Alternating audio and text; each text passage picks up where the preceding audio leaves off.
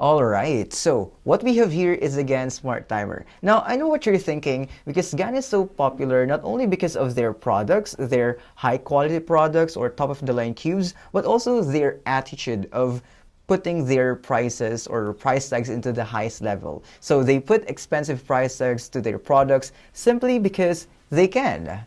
They have the quality, plus they have the additional features or extra features in their products. That's why sometimes it is questionable, sometimes it is commendable.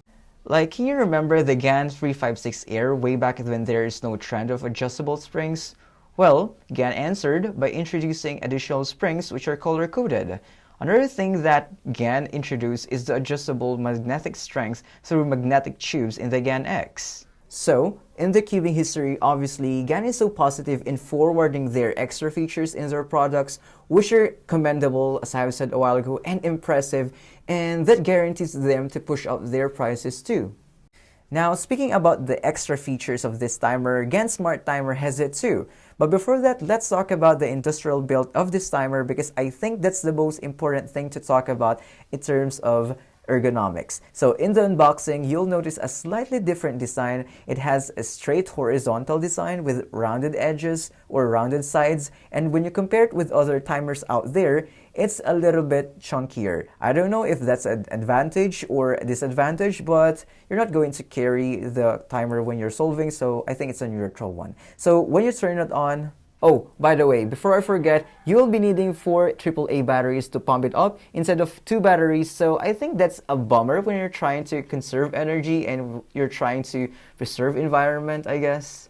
But consequently, you will have a fancy lighting around the timer when you start and stop the timer. One thing to notice here is that the lighting in the left side is a little bit dimmer than the right side. And I don't know if that's a production issue or it's just that when you buy it, but that's an important thing to note about. Now, second extra feature is its ability to record times. It's really intuitive and user-friendly when you compare to other timers out there, which has the save button, which I don't know if there is someone who actively uses it since it's hard to use. It has categories in speed stacks which obviously are absent in speed cubing, but in GAN's Smart Timer, it's really designed for speed cubers of any level.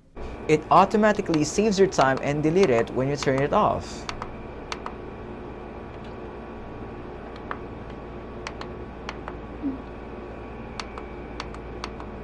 And for the third feature, which I think is the game changer feature of this timer, it's about its Bluetooth capability. So in the pamphlet guide inside the box, you will see the instructions guide on how to use it. First, download CubeStation app in the Play Store. Then, try to set up your account. Make sure that you have your username and it's connected or binded, that's how the app call it, to your email to get verified. You'd also need to put the mode on just a regular cube to use the timer.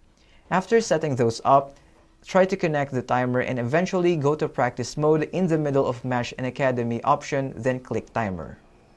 So after a couple of testings, I find it very functional and interesting, but I really wonder when I will actively use it since there are lots of websites and apps that I can use to time my solves. So, would I recommend it? Well, if you want to have a premium quality timer and you have the money to burn, and of course if you're into the GAN ecosystem, I would highly recommend it. There's nothing wrong in the app and the timer itself, so you would not have any complaint about it. But if you're in a tight budget, I suggest you check other timers out there which are cheaper, though they don't have the extra features like in the GAN timer, but as long as they get the job done, that's completely good. And oh, before I forget to mention, this timer can also be connected to the CS timer and a display. Unfortunately, I don't have the chance to personally try it because I lost my jack to connect it.